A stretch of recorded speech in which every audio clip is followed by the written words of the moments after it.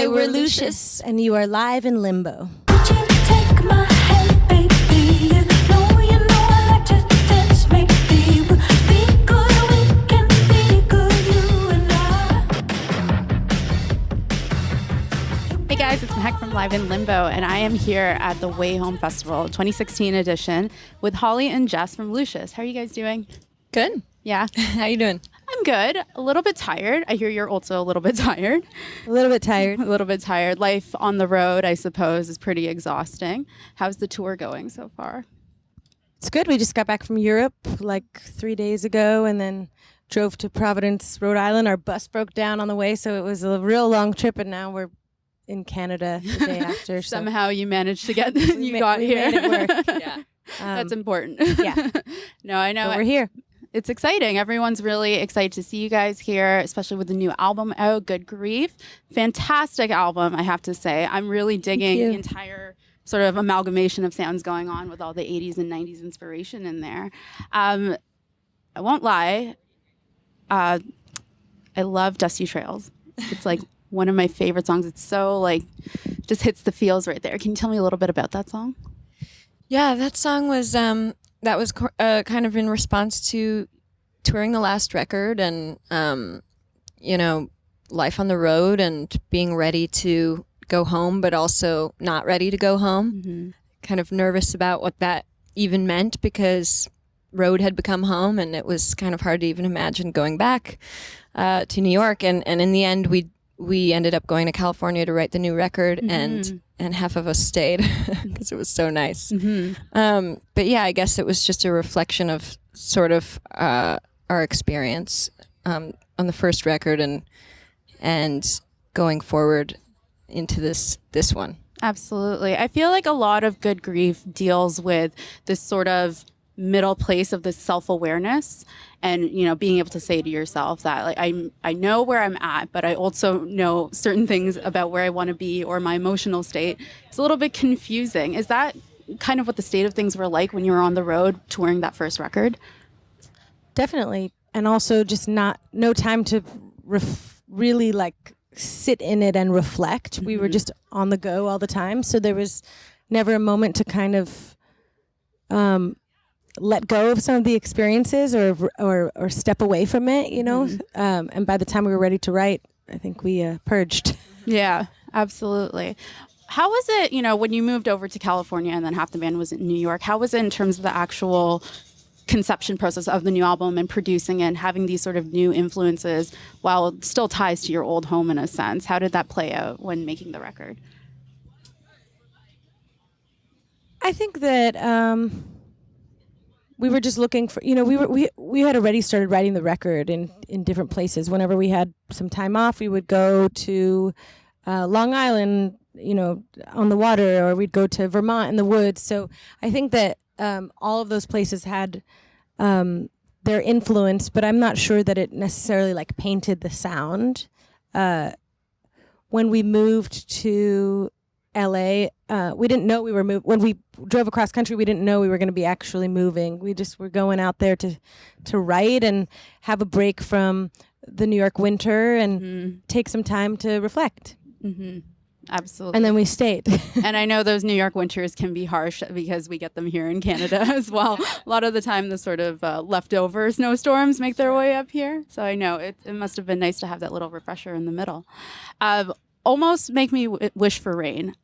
I adore that song so much. I think there's such a fantastic mix. And I don't know if this is just me, but when I was listening to it, I got this sort of like combination of Cyndi Lauper and Mary J. Blige mixed into it. So I was like, I got Real Love and then I got Girls Just Want to Have Fun at the same time. Were there any albums from the 80s sort of 90s period that influenced this album at all? Or maybe some that kind of stuck around while you were making it?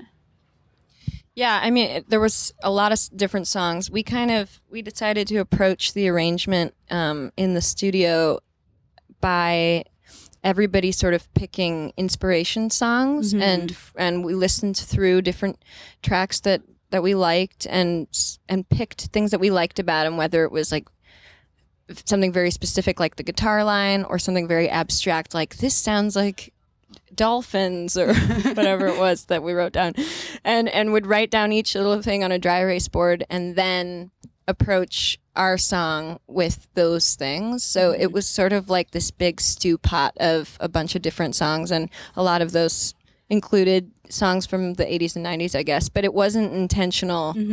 It was just kind of things that we thought could be suited towards each track.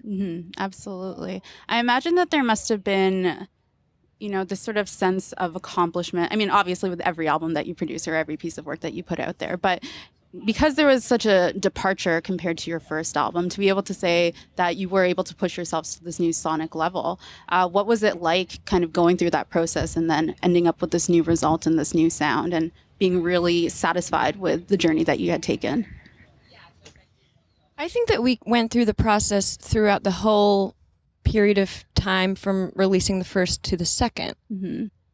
Because as we toured, the sound changed a lot. Yeah. And things got a lot more lively, a lot louder, a lot more percussive on stage. It just sort of evolved in that way. So it didn't feel like a departure. It felt like a better representation of the live show. More of an evolution. Yeah. So I think it just, when we went into the second record, we knew that we wanted to have something more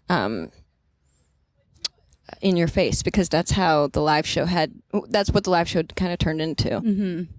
And was that something that you kind of saw fans playing off of when you guys were performing live, and you saw that the reaction was such that did it motivate you at all to sort of move in that direction as well? I mean, I think if you're playing a festival and you're playing these lively percussive tracks and people are jumping up and dancing, and you want more of that, We're a very dynamic band. It's really important for us to have a moment of quiet or something that's intimate and intense, and then also be able to jump around and dance around and let loose and sort of freak out. So that's where that comes in.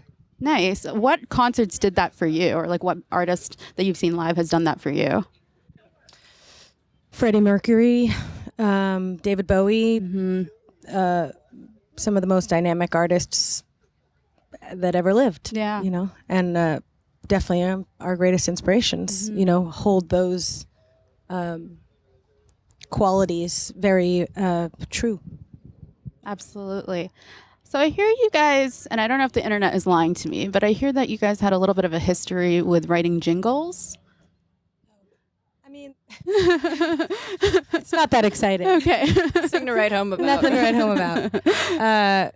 Yeah, just on the road. Just on the making road. some extra cash. We just write some songs, and hopefully they make a commercial. And but that's really not really anything to do with Lucius. More just on the side back then. But I am curious, if you were to make a jingle about festival season or festival shows, what would that entail potentially? freedom and spirit and Porta potties.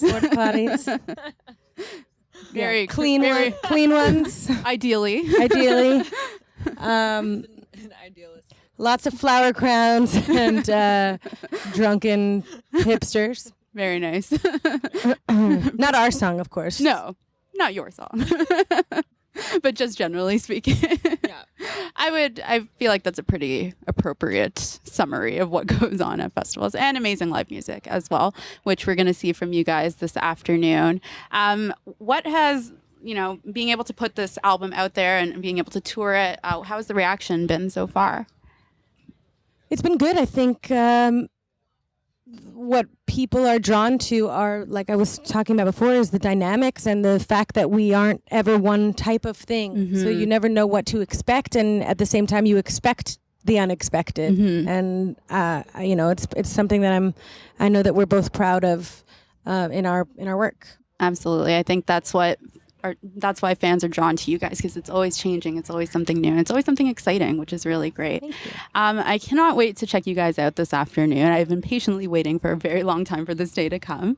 And I wish you guys the best of luck on the dates to come. Thanks so much for sitting down and chatting with us. You bet. And congratulations again on Good Grief. It's fantastic. Thank you. I love it. Thanks.